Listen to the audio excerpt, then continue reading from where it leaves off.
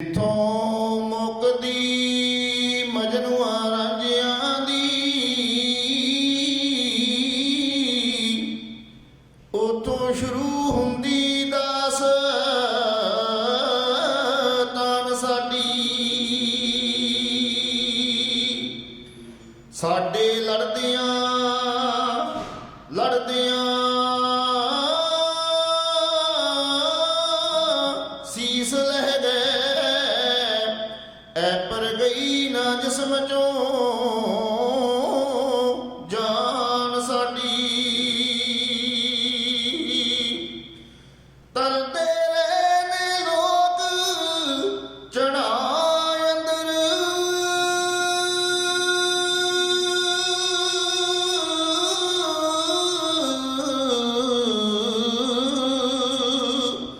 ਤੇ ਅਸੀਂ ਲਹੂ ਵਿੱਚ ਲਾਈਆਂ ਤਾਰੀਆਂ ਨੇ। ਮੁਫਤੋਂ ਮੁਫਤ ਤੇ ਮੰਗ ਕੇ ਨਹੀਂ ਲਈਆਂ,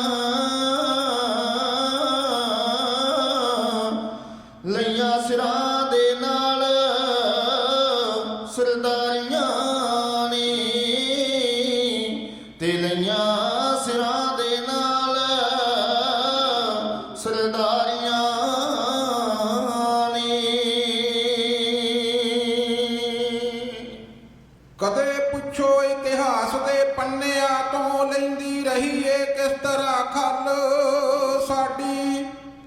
ਲੋਕ ਉਂਗਲਾਂ ਮੂੰਹ ਵਿੱਚ ਪਾ ਲੈਂਦੇ ਜਦੋਂ ਚੱਲਦੀ ਮਹਿਫਲਾਂ ਵਿੱਚ ਗੱਲ ਸਾਡੀ। ਉਹ ਕੌਮ ਨਹੀਂ ਕਦੇ ਗੁਲਾਮ ਰਹਿੰਦੀ ਓ, ਜਿਹੜੀ ਕੌਮ ਨੂੰ ਮਰਨ ਦਾ ਝੱਲ ਪੈ ਜੇ, ਪੈਂਦਾ ਅੰਤ ਨੂੰ ਮੁੱਲ ਕੁਰਬਾਨੀਆਂ ਦਾ। ਭਾਵੇਂ ਅੱਜ ਪੈ ਜੇ ਭਾਵੇਂ ਕੱਲ ਪੈ ਜੇ।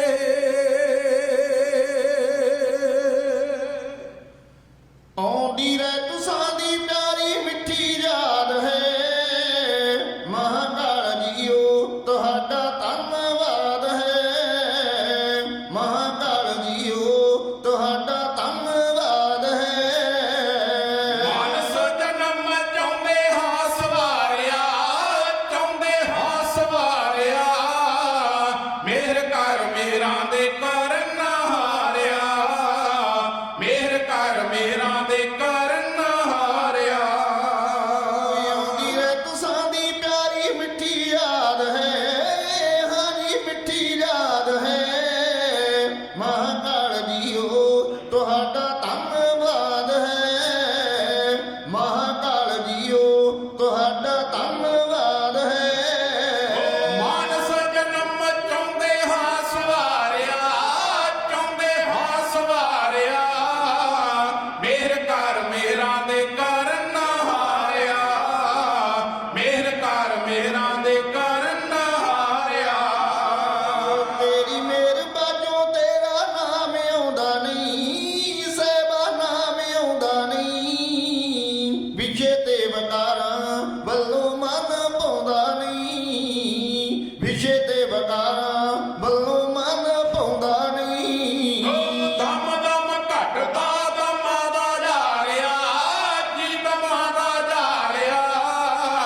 ਮਿਹਰ ਕਰ ਮੇਰਾਂ ਦੇ ਕਰਨ ਹਾਰਿਆ, ਮਿਹਰ ਕਰ ਮੇਰਾਂ ਦੇ ਕਰਨ ਹਾਰਿਆ। ਪਿੰਗਲੇ ਨੂੰ ਪਰਬਤ ਚੜਾਉਣ ਵਾਲਿਓ,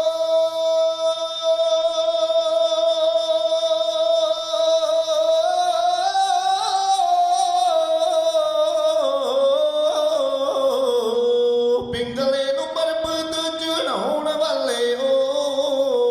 ਗੁੰਗਿਆਂ ਤੋਂ ਅਰਥ ਕਰਾਉਣ ਵਾਲਿਓ, ਗੁੰਗਿਆਂ ਤੋਂ ਅਰਥ ਕਰਾਉਣ ਵਾਲਿਓ।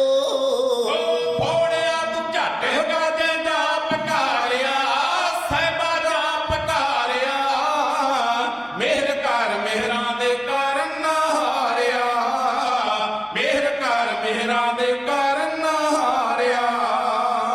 ਮੇਰਨੀ ਦੀ ਰਕਸ਼ਾ ਕਰਨ ਵਾਲਿਓ, ਹਾਂ ਕਰਨ ਵਾਲਿਓ।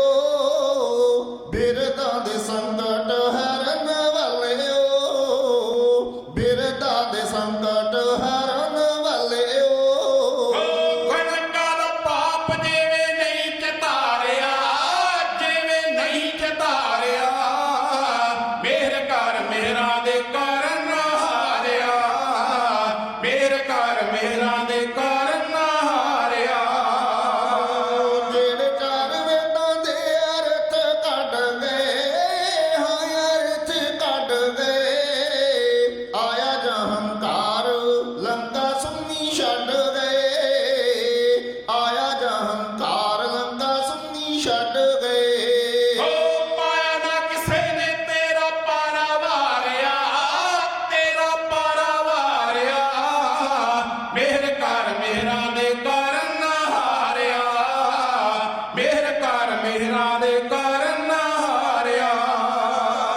ਮੂਰਖ ਚਤੁਰ ਸਭ ਤੇਰੇ ਜੰਤ ਨੀ, ਸੇਵਾ ਤੇਰੇ ਜੰਤ ਨੀ। ਜਾਮ ਦੇ ਨਾ ਲਿਖੇ ਕੌਤਕ ਬੇਅੰਤ ਨੀ, ਜਾਮ ਦੇ ਨਾ ਲਿਖੇ ਕੌਤਕ ਬੇਅੰਤ ਨੀ।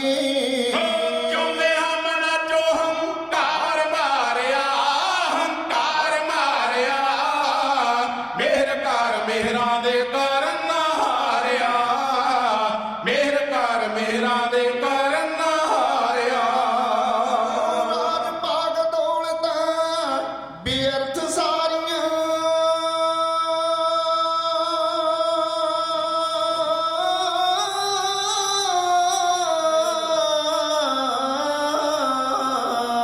ਰਾਜ ਭਾਗ ਦੌਲਤਾਂ ਬੇਅਰਥ ਸਾਰੀਆਂ। ਨਾਮ ਦੀਆਂ ਲਹਿਰਾਂ ਵਿੱਚ ਲਾਈਏ ਧਾਰੀਆਂ, ਨਾਮ ਦੀਆਂ ਲਹਿਰਾਂ ਵਿੱਚ ਲਾਈਏ ਧਾਰੀਆਂ। ਤਾਰ ਦੇ ਸਾਨੂੰ ਜਿਵੇਂ ਧੰਨਾ ਧਾਰਿਆ, ਜਿਵੇਂ ਧੰਨਾ ਧਾਰਿਆ।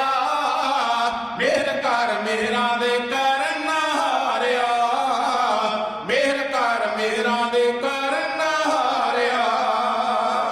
ਅੱਖੀਆਂ ਦੀ ਕੂਕ ਸੁਣ ਸੀਸ ਲਾ ਦਵੇਂ, ਸੇਵਾ ਸੀਸ ਲਾ ਦਵੇਂ। ਪ੍ਰਾਣ ਤੋਂ ਪਿਆਰੇ ਪੁੱਤਰ ਕਹਾ ਦਵੇਂ, ਪ੍ਰਾਣ ਤੋਂ ਪਿਆਰੇ ਪੁੱਤਰ ਕਹਾ ਦਵੇਂ। ਭਾਰਤ ਦੁਖੀ ਲਈ ਪਰਿਵਾਰ ਵਾਰਿਆ, ਪਰਿਵਾਰ ਵਾਰਿਆ। ਮਿਹਰ ਕਰ ਮਿਹਰਾਂ ਦੇ ਕਰਨ ਹਾਰਿਆ, ਮਿਹਰ ਕਰ ਮਿਹਰਾਂ ਦੇ ਕਰਨ ਹਾਰਿਆ।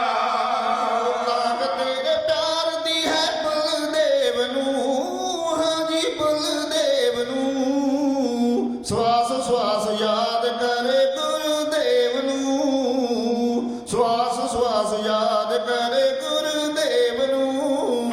ਹੋਵੇ ਪਰਵਾਨ ਜੀ ਨਮਸਕਾਰਿਆ, ਜੀ ਨਮਸਕਾਰਿਆ। ਮਿਹਰ ਕਰ ਮਿਹਰਾਂ ਦੇ ਕਰਨ ਹਾਰਿਆ, ਮਿਹਰ ਕਰ ਮਿਹਰਾਂ ਦੇ ਕਰਨ ਹਾਰਿਆ।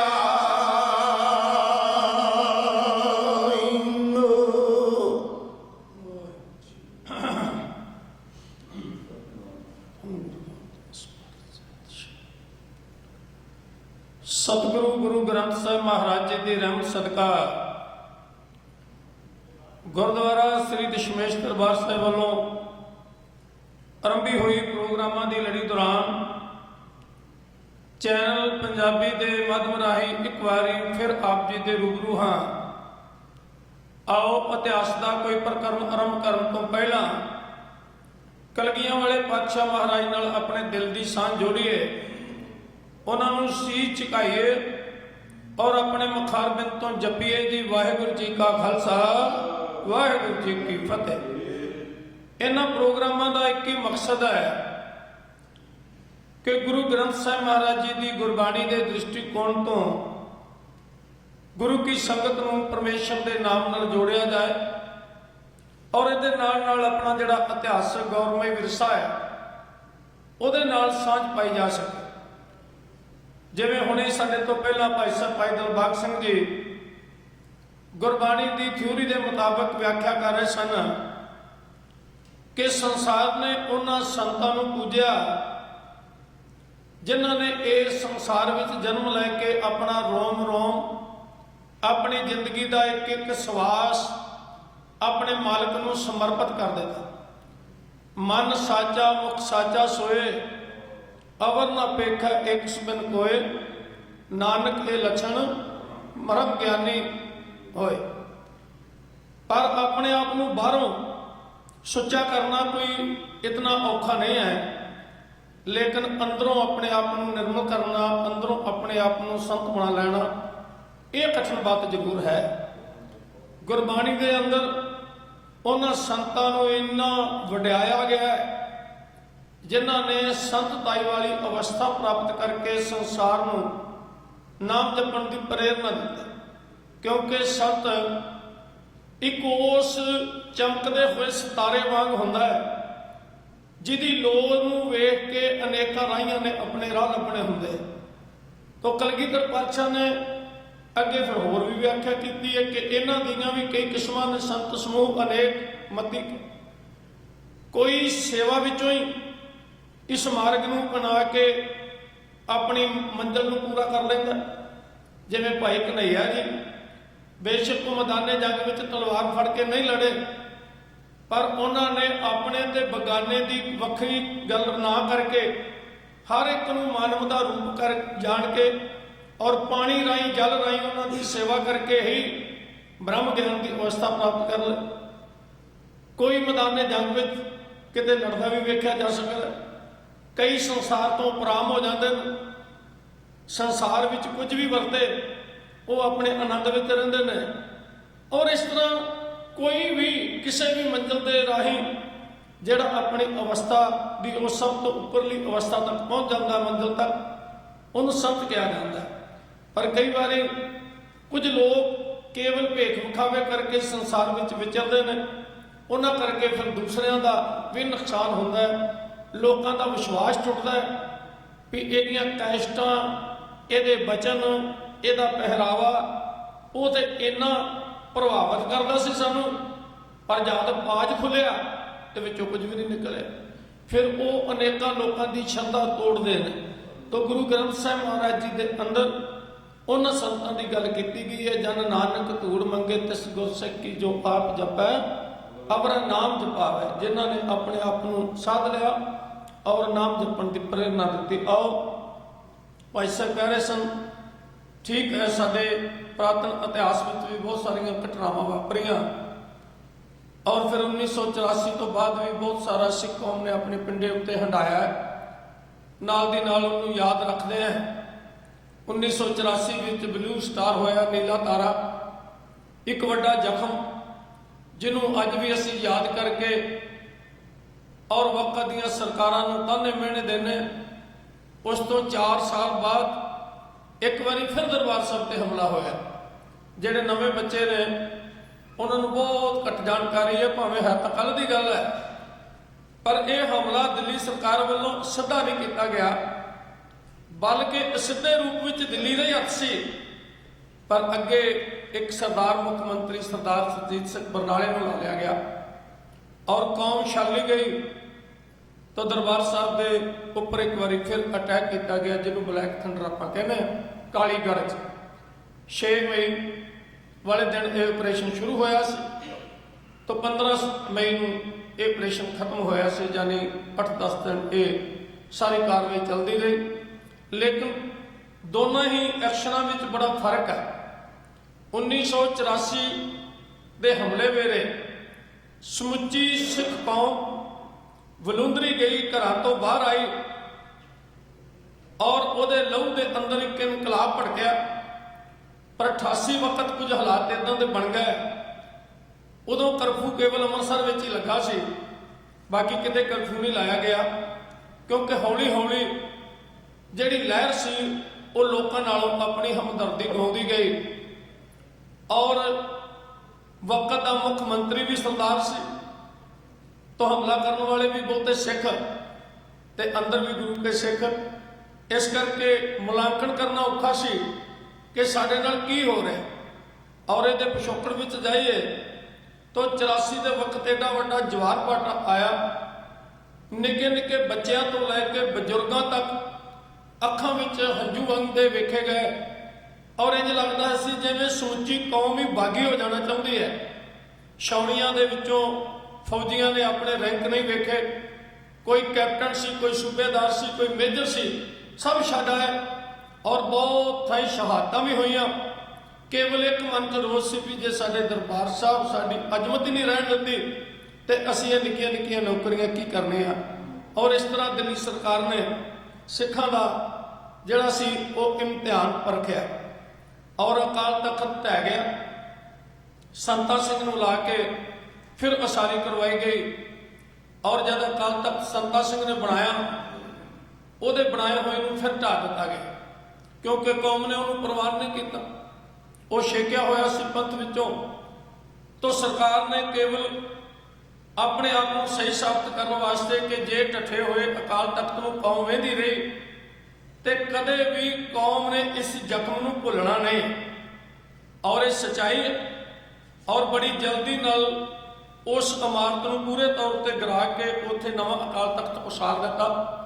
ਔਰ ਜਿਹੜਾ ਸਰਕਾਰੀ ਕਰਿੰਦਿਆਂ ਦੀ ਸ਼ਹਿ ਨਾਲ ਨਿਹੰਗ ਮੁਖੀ ਸੰਤਾ ਸਿੰਘ ਨੂੰ ਅੱਗੇ ਲਾ ਕੇ ਬਣਾਇਆ ਸੀ, ਪਰ ਕੌਮ ਨੇ ਉਸ ਨੂੰ ਪ੍ਰਵਾਨ ਨਹੀਂ ਕੀਤਾ। ਆਪਾਂ ਜਾਣਦੇ 1986 ਵਿੱਚ ਇੱਕ ਬਹੁਤ ਵੱਡਾ ਹੁਲਾਰਾ ਆਇਆ ਔਰ ਅਸੀਂ ਵੇਖਿਆ ਕਿ ਪਕਰਮਾਂ ਵਿੱਚ ਗੁਰੂ ਰਾਮਦਾਸ ਦੀ ਸਰਾਂ ਤੱਕ ਕਿਤੇ ਤਿਲ ਰੱਖਣ ਜੋਗੀ ਜਗ੍ਹਾ ਨਹੀਂ ਸੀ। ਇੰਨੀ ਸੰਗਤ ਇੱਕ ਵਾਰੀ ਉੱਥੇ ਜੁੜੀ ਸੀ ਜਦੋਂ ਸਰਬੱਤ ਖਾਲਸਾ ਹੋਇਆ ਸੀ। ਜਿਨ੍ਹਾਂ ਲੋਕਾਂ ਨੇ ਉਹ ਨਜ਼ਾਰਾ ਵੇਖਿਆ, ਉਸ ਤਰ੍ਹਾਂ ਦਾ ਨਜ਼ਾਰਾ ਕਦੇ ਨਹੀਂ ਬਣਿਆ। ਉਦੋਂ ਫਿਰ ਖਾਲਿਸਤਾਨ ਦਾ ਸਿੱਧੇ ਤੌਰ ਤੇ ਪਹਿਲੀ ਵਾਰੀ ਪੰਥ ਨੇ ਐਲਾਨ ਕੀਤਾ ਸੀ। ਕੌਮੀ ਲੀਡਰਾਂ ਨੇ ਪ੍ਰੈਸ ਨੂੰ ਬਕਾਇਦਾ ਅੰਦਰ ਬੁਲਾ ਕੇ ਜਲ ਪਾਣੀ ਉਹਨਾਂ ਨੂੰ ਛਕਾ ਕੇ ਔਰ ਉਹਨਾਂ ਦੇ ਸਾਹਮਣੇ ਆਪਣੀ ਰੂਪਰੇਖਾ ਰੱਖੀ ਸੀ ਵੀ ਅਸੀਂ ਕਿਸੇ ਧਰਮ ਦੇ ਵਿਰੋਧੀ ਨਹੀਂ, ਸਾਡਾ ਕਿਸੇ ਜਾਤ ਪਾਤ ਨਾਲ ਕੋਈ ਵੈਰ ਨਹੀਂ ਹੈ, ਅਸੀਂ ਕੇਵਲ ਉਹੋ ਹੀ ਮੁਲਕ ਲੈਣਾ ਜਿਹੜਾ ਸ਼ੇਰੇ ਪੰਜਾਬ ਮਹਾਰਾਜਾ ਰਣਜੀਤ ਸਿੰਘ ਵੇਲੇ ਸਾਡਾ ਆਪਣਾ ਮੁਲਕ ਸੀ ਔਰ ਧੋਖੇ ਨਾਲ ਸਾਥੋਂ ਖੋਲਿਆ ਗਿਆ ਔਰ ਲਾਰਿਆਂ ਵਿੱਚ ਸਾਨੂੰ ਰੱਖ ਕੇ ਸਾਡੇ ਨਾਲ ਧੋਖਾ ਹੋਇਆ ਤੇ ਅਸੀਂ ਉਹਦੀ ਹੀ ਬਾਅਦ ਵਿੱਚ ਸਥਾਪਨਾ ਕਰਨੀ ਹੈ। ਪਰ ਇਹਦੇ ਨਾਲ ਨਾਲ ਕੁਝ ਇਸ ਤਰ੍ਹਾਂ ਦੇ ਵੀ ਸਿੰਘ ਵਿੱਚ ਆਣ ਵੜੇ ਜਿਨ੍ਹਾਂ ਦਾ ਮਨੋਰਥ ਸਪਸ਼ਟ ਨਹੀਂ ਸੀ। ਉਹਨਾਂ ਕਾਰਨ ਇਸ ਲਹਿਰ ਨੂੰ ਢਾਹ ਲੱਗੀ ਤੇ ਸਰਕਾਰ ਜਿਹੜੀ ਸੀ ਉਹ ਬਲੈਕ ਥੰਡਰ ਕਰਨ ਵਿੱਚ ਕਾਮਯਾਬ ਹੋ ਗਈ ਔਰ ਉੱਥੇ ਬਹੁਤ ਸਾਰੇ ਸਿੰਘਾਂ ਨੂੰ ਗੋਲੀਆਂ ਵੀ ਵੱਜੀਆਂ, ਬਹੁਤ ਸਾਰੇ ਗ੍ਰਿਫਤਾਰ ਵੀ ਹੋਏ, ਜਿਨ੍ਹਾਂ ਵਿੱਚ ਕੁਝ ਇਸ ਤਰ੍ਹਾਂ ਦੇ ਵੀ ਲੋਕ ਸਨ ਜਿਨ੍ਹਾਂ ਦਾ ਖਾਲਿਸਤਾਨ ਮਨੋਰਥ ਨਹੀਂ ਸੀ, ਕੇਵਲ ਲਹਿਰ ਨਾਲ ਆਪਣੇ ਮਨੋਰਥ ਕਰਕੇ ਜੁੜੇ ਹੋਏ ਸੀ। ਔਰ ਇਹ ਇਸ ਕਹਿਣ ਵਿੱਚ ਕੋਈ ਸੰਕੋਚ ਨਹੀਂ ਹੈ, ਜਦੋਂ ਕੋਈ ਲਹਿਰ ਲੋਕਾਂ ਨਾਲੋਂ ਹਮਦਰਦੀ ਤੋੜ ਬੈਂਦੀ ਹੈ ਫਿਰ ਉਹ ਹੌਲੀ ਹੌਲੀ ਖਤਮ ਹੋ ਜਾਂਦੀ ਹੈ। ਭਾਵੇਂ ਜਜ਼ਬਾ ਬਹੁਤ ਸੀ ਸਿੰਘਾਂ ਦੇ ਅੰਦਰ, ਪਰ ਸਰਕਾਰ ਨੇ ਹੌਲੀ ਹੌਲੀ ਆਪਣੇ ਬੰਦੇ ਵਿੱਚ ਵਾੜ ਦਿੱਤੇ ਔਰ ਸਰਕਾਰ ਦੀਆਂ ਚਾਲਾਂ ਨੂੰ ਅਸੀਂ ਸਮਝਣ ਵਿੱਚ ਨਾਕਾਮਯਾਬ ਰਹੇ ਤੇ ਬਰਨਾਲੇ ਨੇ ਉਹ ਦਾਗ ਲਵਾ ਲਿਆ ਆਪਣੇ ਤਨ ਉੱਤੇ, ਆਪਣੇ ਦਮ ਉੱਤੇ, ਜਿਹੜਾ ਕਦੇ ਵੀ ਨਹੀਂ ਲੱਥੇਗਾ। ਬਹੁਤ ਸਾਰੇ ਭਾਵੇਂ ਕੁਝ ਲੀਡਰ ਉਹਦਾ ਜਜ਼ਬਾਤੀ ਸੀ, ਉਹ ਆਪਣਾ ਅਸਤੀਫਾ ਵੀ ਦੇ ਕੇ ਆ ਗਏ ਵੀ ਇਹ ਗੱਲ ਗਲਤ ਹੈ, ਦਿੱਲੀ ਸਾਨੂੰ ਵਰਤ ਰਹੀ ਹੈ, ਪਰ ਕੁਝ ਚੰਬੜੇ ਵੀ ਰਹੇ। ਸੋ ਜਿਹੜਾ ਇਸ ਤਰ੍ਹਾਂ ਦਾ ਕੋਈ ਰੋਲ ਅਦਾ ਕਰਦਾ ਹੈ ਉਸੇ ਤਰ੍ਹਾਂ ਦਾ ਉਹਨੂੰ ਇਤਿਹਾਸ ਵਿੱਚ ਯਾਦ ਕੀਤਾ ਜਾਂਦਾ ਹੈ। ਇਹ ਵੀ ਇੱਕ ਕਿਸਮ ਦਾ ਸਾਡਾ ਦੁਖਦਾਈ ਪੱਖ ਸੀ ਔਰ ਇੱਕ ਬਹੁਤ ਵੱਡਾ ਉੱਥੇ ਨੁਕਸਾਨ ਹੋਇਆ ਲਹਿਰ ਦਾ। ਤੇ ਸਾਡੀ ਆਪਣੀ ਹੀ ਸਰਕਾਰ ਨੇ ਦਰਬਾਰ ਸਾਹਿਬ ਉੱਤੇ ਅਟੈਕ ਕਰਕੇ ਪਹਿਲੇ ਅਟੈਕ ਨੂੰ ਸਿੱਧ ਕਰਨ ਦਾ ਜਿਹੜਾ ਸੀ ਉਹ ਆਪਣਾ ਯਤਨ ਜਿਹੜਾ ਸੀ ਉਹ ਸਫਲ ਕਰ ਲਿਆ। ਔਰ ਉਸ ਵਕਤ ਵੀ ਕਈ ਤਰ੍ਹਾਂ ਦੀਆਂ ਕਮਜ਼ੋਰੀਆਂ, ਇਹ ਤਾਂ ਰੱਬ ਜਾਣਦਾ ਇਹਦੇ ਪਿੱਛੇ ਕੀ ਇੱਕ ਫਿਲਾਸਫੀ ਸੀ। ਉੱਥੇ ਬਾਬਾ ਠਾਰਾ ਸਿੰਘ ਜੀ ਨੂੰ, ਜਨਰਲ ਸ਼ਬੇਗ ਸਿੰਘ ਜੀ ਨੂੰ, ਭਾਈ ਅਮਰੀਕ ਸਿੰਘ ਜੀ ਨੂੰ ਸਰਬੱਤ ਖਾਲਸੇ ਵਿੱਚ ਸ਼ਹੀਦ ਮੰਨ ਲਿਆ ਗਿਆ, ਪਰ ਜਰਨੈਲ ਸਿੰਘ ਬਾਰੇ ਫਿਰ ਵੀ ਉਹ ਇੱਕ ਭੁਲੇਖਾ ਜਿਹਾ ਬਣਿਆ ਰਿਹਾ। ਔਰ ਨਾਲ ਹੀ ਗਿਆਨੀ ਗੁਰਦੇਵ ਸਿੰਘ ਜੀ ਕਾਂਕੇ ਸਾਹਿਬ, ਉਹਨਾਂ ਨੂੰ ਕਾਰਜਕਾਰੀ ਜਥੇਦਾਰ ਬਣਾਇਆ ਗਿਆ, ਕਿਉਂਕਿ ਅਸਲ ਜਥੇਦਾਰ ਬਾਬਾ ਜਸਬੀਰ ਸਿੰਘ ਜੀ ਰੋਡੇ ਸਨ, ਉਦੋਂ ਜੇਲ੍ਹ ਵਿੱਚ ਸਨ। ਤਾਂ ਕਾਰਜਕਾਰੀ ਦਾ ਭਾਰ ਫਿਰ ਬਾਬਾ ਗੁਰਦੇਵ ਸਿੰਘ ਕਾਂਕੇ ਨੇ ਸੰਭਾਲਿਆ ਔਰ ਉੱਥੋਂ ਫਿਰ ਇੱਕ ਲੜਾਈ ਲੜਨ ਦਾ ਅਗਲਾ ਪ੍ਰੋਗਰਾਮ ਬਣਾਇਆ। ਪਰ ਇਸ ਦੇ ਬਾਵਜੂਦ ਵੀ ਕੁਝ ਸਿੰਘ ਪੂਰੀ ਤਨਦੇਹੀ ਨਾਲ ਲੜ ਰਹੇ ਸਨ ਔਰ ਜਿਨ੍ਹਾਂ ਵਿੱਚ ਬਾਬਾ ਗੁਰਬਚਨ ਸਿੰਘ ਜੀ ਮਾਨੋਚਾਲ, ਭਾਈ ਸੁਖਦੇਵ ਸਿੰਘ ਜੀ ਬੱਬਰ, ਭਾਈ ਅਵਤਾਰ ਸਿੰਘ ਜੀ ਬ੍ਰਹਮਾ, ਭਾਈ ਜੁਗਰਾਜ ਸਿੰਘ ਜੀ, ਪ੍ਰੀਤਮ ਸਿੰਘ ਜੀ ਸਿੱਖੋਂ ਵਰਗੇ ਔਰ ਅਨੇਕਾਂ ਯੋਧੇ ਜਿਨ੍ਹਾਂ ਦਾ ਜ਼ਿਕਰ ਕੀਤਾ ਜਾ ਰਿਹਾ।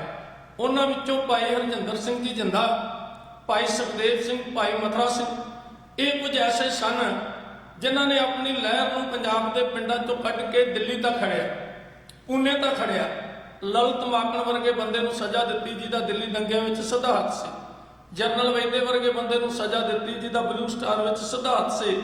ਇਹ ਕੁਝ ਇਸ ਤਰ੍ਹਾਂ ਦੇ ਜੁਝਾਰੂ ਸਨ ਜਿਨ੍ਹਾਂ ਨੂੰ ਲਹਿਰ ਦੇ ਜਾਨੇ ਮੀਲ ਪੱਥਰ ਥੰਮ ਕਿਹਾ ਜਾ ਸਕਦਾ ਹੈ, ਤੇ ਕੁਝ ਇਸ ਤਰ੍ਹਾਂ ਦੇ ਵੀ ਸਨ ਜਿਨ੍ਹਾਂ ਲਹਿਰ ਨੂੰ ਕਮਜ਼ੋਰ ਕਰਨ ਦਾ ਯਤਨ ਕੀਤਾ।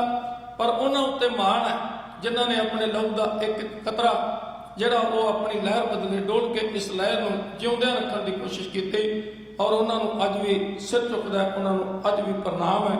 ਸੋ ਕਾਲੀ ਗਰਜ ਬਲੈਕ ਥੰਡਰ ਆਪਰੇਸ਼ਨ ਇਹ ਵੀ ਇੱਕ ਸਾਡੇ ਸੀਨੇ ਉੱਤੇ ਲੱਗਿਆ ਹੋਇਆ ਜ਼ਖਮ ਹੈ। ਆਓ ਫਿਰ ਵੀ ਜਿਹੜੇ ਲੜੇ ਖਾਲਿਸਤਾਨ ਵਾਸਤੇ, ਜਿਨ੍ਹਾਂ ਸ਼ਹਾਦਤਾਂ ਦਿੱਤੀਆਂ, ਜਿਨ੍ਹਾਂ ਕੁਰਬਾਨੀਆਂ ਕੀਤੀਆਂ, ਉਹਨਾਂ ਪਰਥਾਇਚਾਰ ਲੈਣ ਆਪ ਜੀ ਨਾਲ ਸਾਂਝੀਆਂ ਕੀਤੀਆਂ ਜਾ ਰਹੀਆਂ। ਇੱਕ ਖਾਲਿਸਤਾਨ ਦੇ ਬਦਲੇ ਰੱਖ ਜਾਣ ਕਲੀ ਤੇ ਲੜਦੇ ਸ਼ੇਰ ਜੁਝਾਰੇ, ਜਿਹੜੇ ਯੋਧੇ ਸਮਰਪਿਤ ਸੀ, ਤਨੋਂ ਮਨੋਂ ਅੰਗ ਅੰਗ ਕਟਵਾ ਗਏ, ਸ਼ਹਾਦਤਾਂ ਦੇ ਗਏ, ਲੇਕਿਨ ਆਪਣੇ ਮਿਸ਼ਨ ਤੋਂ ਪਿੱਛੇ ਨਹੀਂ ਹਟੇ। ਤੇ ਕੁਝ ਉਹ ਵੀ ਸਨ ਜਿਹੜੇ ਕੇਵਲ ਉਦਾਂ ਹੀ ਨਾਲ ਜੁੜ ਗਏ ਤੇ ਉਹ ਲਹਿਰ ਨੂੰ ਵੱਡਾ ਨੁਕਸਾਨ ਕਰਕੇ ਆਪਣੀਆਂ ਗਰਜਾਂ ਪੂਰੀਆਂ ਕਰਕੇ ਲਾਂਭੇ ਹੋ ਗਏ, ਔਰ ਕੌਮ ਨੇ ਉਹਨਾਂ ਨੂੰ ਉਸੇ ਢੰਗ ਨਾਲ ਹੀ ਯਾਦ ਕੀਤਾ। ਪਰ ਉਹਨਾਂ ਯੋਧਿਆਂ ਨੂੰ ਸਿਰ ਝੁਕਦਾ ਜਿਨ੍ਹਾਂ ਨੇ ਆਪਣੇ ਘਰ ਘਾਟ ਉਜਾੜ ਲਏ, ਆਪਣੀਆਂ ਜਾਨਾਂ ਦਾਅ ਤੇ ਲਾ ਦਿੱਤੀਆਂ। ਔਰ ਕਿਹੜਾ ਦੁੱਖ ਤੇ ਕਿਹੜਾ ਤਸੀਹਾ ਜਿਹੜਾ ਪੰਜਾਬ ਪੁਲਿਸ ਨੇ ਉਹਨਾਂ ਦਿਨਾਂ ਵਿੱਚ ਥਾਣਿਆਂ ਵਿੱਚ ਨਹੀਂ ਦਿੱਤਾ। ਮੈਨੂੰ ਯਾਦ ਹੈ ਡਾਕਟਰ ਗੁਰਨਾਮ ਸਿੰਘ ਬੁੱਟਰ MBBS ਮੁੰਡਾ ਸੀ ਸਾਡੇ ਜ਼ਿਲ੍ਹੇ ਦਾ, ਔਰ ਉਹ ਡਾਕਟਰੀ ਲਾਈਨ ਛੱਡ ਕੇ ਇਸ ਪਾਸੇ ਆ ਗਿਆ। ਜਦ ਉਹਨੂੰ ਫੜਿਆ ਗਿਆ ਲਾਇਲਪੁਰ ਕਾਲਜ ਜਲੰਧਰੋਂ, ਸਪੋਰਟਸ ਕਾਲਜ ਲਾਗੋਂ, ਤਾਂ ਇੰਨੇ ਤਸੀਹੇ ਔਰ ਉਹਦੇ ਪੱਟ ਚੀਰ ਕੇ ਉਹਦੇ ਵਿੱਚ ਲੂਣ ਤੱਕ ਭਰ ਦਿੱਤਾ ਗਿਆ। ਫਿਰ ਉਹਦੀਆਂ ਹੱਥਾਂ ਦੀਆਂ ਉਂਗਲੀਆਂ ਕੱਟ ਕੇ ਬਾਬਾ ਮਨੀ ਸਿੰਘ ਵਾਂਗੂ ਉਹਨੂੰ ਸ਼ਹੀਦ ਕੀਤਾ ਗਿਆ ਖੋ ਕੇ, ਕਿਉਂਕਿ ਸਰਕਾਰ ਆਪਣੇ ਅੱਤ ਜ਼ਾਲਮ ਰੂਪ ਵਿੱਚ ਆ ਗਈ ਸੀ। ਸੋ ਉਹਨਾਂ ਯੋਧਿਆਂ ਦੀਆਂ ਕੁਰਬਾਨੀਆਂ ਨੂੰ ਅੱਜ ਵੀ ਸੀਸ ਝੁਕਦਾ ਹੈ। ਆਪਣੇ ਅਹੁਦੇ, ਆਪਣੇ ਮਰਤਬੇ, ਆਪਣੀਆਂ ਜਵਾਨੀਆਂ ਉਹਨਾਂ ਕੌਮ ਤੋਂ ਨਿਸ਼ਾਵਰ ਕਰ ਦਿੱਤੀਆਂ ਕਿ ਕੌਮ ਦਾ ਘਰ ਬਣ ਜਾਏ। ਆਓ ਉਹਨਾਂ ਨੂੰ ਸੀਸ ਝੁਕਾ ਕੇ ਫਿਰ ਇੱਕ ਹੋਰ ਕਵਿਤਾ ਕਹਿ ਕੇ ਆਪ ਜੀ ਤੋਂ ਖਿਮਾ ਦੇ ਜੀ। ਜਦ ਤੱਕਿਆ ਪੈਰ 84 ਮਰਦਾ ਦਿਲ ਮਚੀਆਂ ਲਾਟਾਂ, ਘਰ ਛੱਡ ਕੇ ਸ਼ਾਸਤਰ ਚੁੱਕ ਲੈ, ਰਾਹ ਵਿਖੜੇ ਲੰਮੀਆਂ ਵਾਟਾਂ। ਆਸਰਾ ਤਣਾ ਦੀ ਬਾਜੀ ਸਿੱਖ ਕੌਮ ਦੀ ਕਿਸਮਤ ਘੜਦੇ ਸ਼ੇਰ ਜੰਜਾਰੂ, ਇੱਕ ਖਾਲਿਸਤਾਨ ਦੇ ਬਦਲੇ ਵੱਧ ਵੱਧ ਕੇ ਰਣ ਵਿੱਚ ਲੜਦੇ ਸ਼ੇਰ ਜੰਜਾਰੂ। ਜਦ ਤੱਕਿਆ ਪੈਰ 84 ਮਰਦਾ ਦਿਲ ਮਚੀਆਂ ਲਾਟਾਂ, ਘਰ ਛੱਡ ਕੇ ਸ਼ਾਸਤਰ ਚੁੱਕ ਲੈ,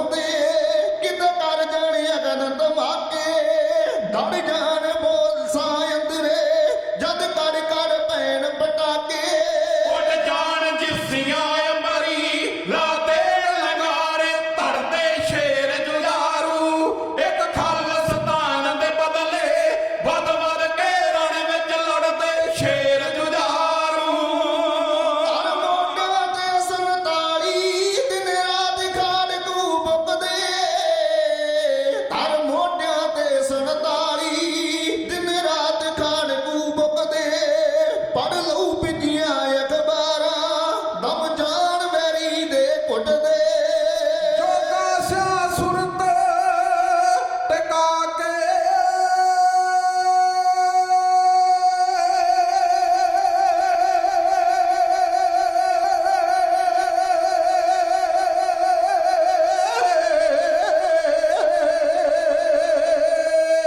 ਜੋ ਕਾਸਿਆ ਸੁਰਤ ਟਿਕਾ ਕੇ ਨਿਤ ਪਾਠ ਚੰਡੀ ਦਾ ਪੜਦੇ ਸ਼ੇਰ ਜੁਝਾਰੂ ਇੱਕ ਖਾਲਸਤਾਨ ਦੇ ਬਦਲੇ ਵੱਧ ਵੱਧ ਕੇ ਰਣ ਵਿੱਚ ਲੜਦੇ ਸ਼ੇਰ ਜੁਝਾਰੂ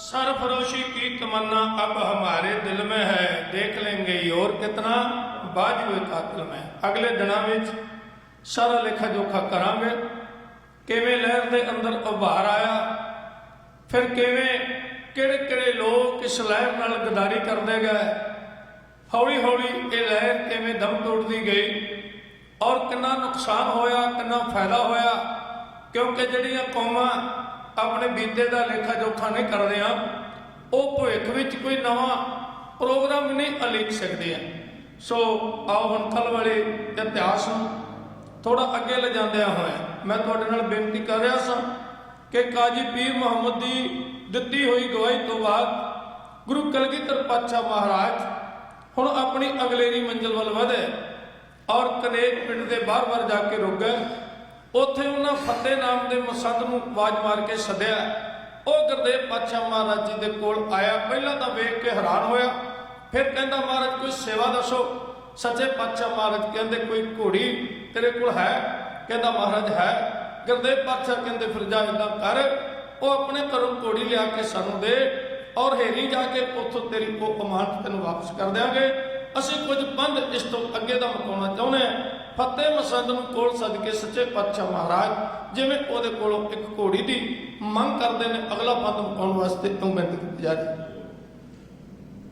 ਬਣ ਕੇ ਉੱਠਦੇ ਪੀਰ ਕਲਮਾ ਬੰਦ ਵਕਾਟੇ ਤੇ ਪਹੁੰਚੇ ਪਿੰਡ ਕਨੇਜੀ ਕੋਲ ਪੱਤੇ ਦੇ ਜਾ ਕੇ ਤੇ ਪਹੁੰਚੇ ਪਿੰਡ ਕਨੇਜੀ ਕੋਲ ਪੱਤੇ ਦੇ ਜਾ ਕੇ ਤੇ ਤੇਰਾ ਇਹ ਸੋਨ ਦਿਲ ਤੋਂ ਕਦੇ ਭੁਲਾਵਾਂਗੇ ਘਰੋਂ ਲਿਆ ਦੇ ਕੋੜੀਓ ਫਤਿਆ ਪੰਗ ਮਕਾਵਾਂਗੇ ਘਰੋਂ ਲਿਆ ਦੇ ਕੋੜੀਓ ਫਤਿਆ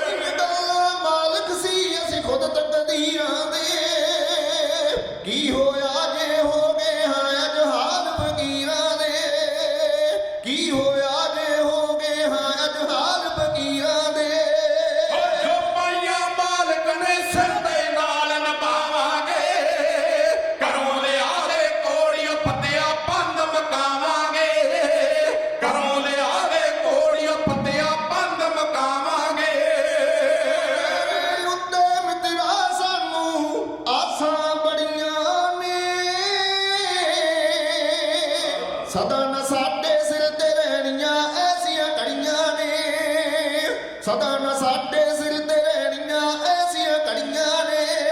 ਉਹ ਬੱਚਿਆਂ ਪਿੱਛੋਂ ਪੂਰਨ ਮਾਛੀ ਫੇਰ ਮਨਾਵਾਂਗੇ, ਘਰੋਂ ਲਿਆ ਦੇ ਕੋੜੀਆਂ ਫਤਿਆ ਪੰਧ ਮਕਾਵਾਂਗੇ, ਘਰੋਂ ਲਿਆ ਦੇ ਕੋੜੀਆਂ ਫਤਿਆ ਪੰਧ ਮਕਾਵਾਂਗੇ। ਬੜੀ ਨਦੀ ਕਾ ਤੱਕ ਲੈ ਦੋਵੇਂ ਮੁਸਲਮ ਭਾਈ ਨੂੰ, ਸਾਡੀ ਖਾਤਰ ਫਿਰਦੇ ਸਿਰ ਦੀ ਬਾਜੀ ਲਾਈ ਨੂੰ, ਸਾਡੀ ਖਾਤਰ ਫਿਰਦੇ ਸਿਰ ਦੀ ਬਾਜੀ ਲਾਈ ਨੂੰ।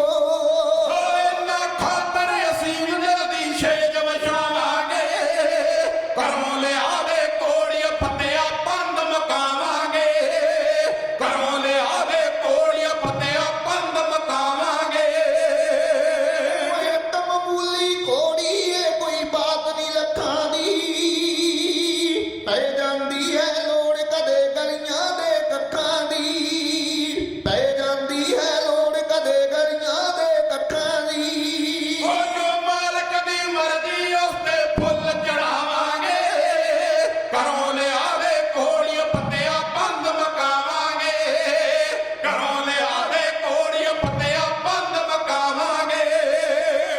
ਪਿੰਡੇਰਾ ਤੱਕ ਜਾਣਾ ਏ ਕੋਈ ਬਾਟਲ ਮੇਰੀ ਨਹੀਂ, ਮੋੜ ਦਿਆਂਗੇ ਪੱਤਿਆ ਅਮਾਨਤ ਰੱਖਦੇ ਤੇਰੀ ਨਹੀਂ, ਮੋੜ ਦਿਆਂਗੇ ਪੱਤਿਆ ਅਮਾਨਤ ਰੱਖਦੇ ਤੇਰੀ ਨਹੀਂ। ਉਹ ਕਰਦੇ ਔਖੀ ਵੇਲਾ ਤੇ ਗੁਣ ਤੇਰੇ ਗਾਵਾਂਗੇ, ਘਰੋਂ ਲਿਆ ਦੇ ਕੋੜੀਆਂ ਫਤਿਆ ਪੰਧ ਮਕਾਵਾਂਗੇ, ਘਰੋਂ ਲਿਆ ਦੇ ਕੋੜੀਆਂ ਫਤਿਆ ਪੰਧ ਮਕਾਵਾਂਗੇ।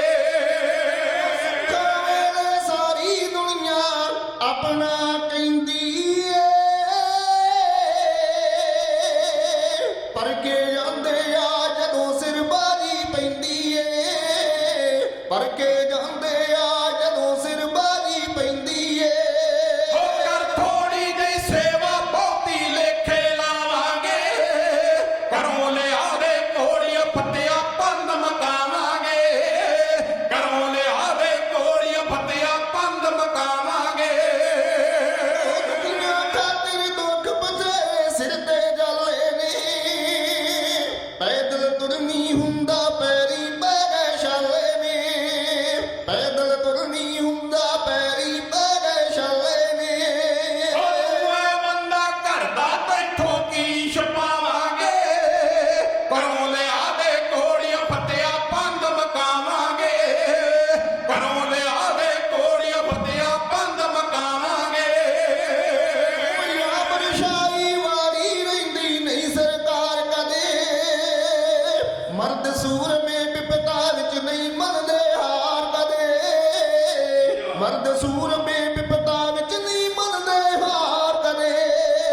ਭਾਗੋ ਵਾਲੀਆ ਜਿੱਤ ਦੇ ਝੰਡੇ ਸਦਾ ਚਲਾਵਾਂਗੇ, ਘਰੋਂ ਲਿਆ ਦੇ ਕੋੜੀਆਂ ਫਤਿਆ ਪੰਧ ਮਕਾਵਾਂਗੇ, ਘਰੋਂ ਲਿਆ ਦੇ ਕੋੜੀਆਂ ਫਤਿਆ ਪੰਧ ਮਕਾਵਾਂਗੇ।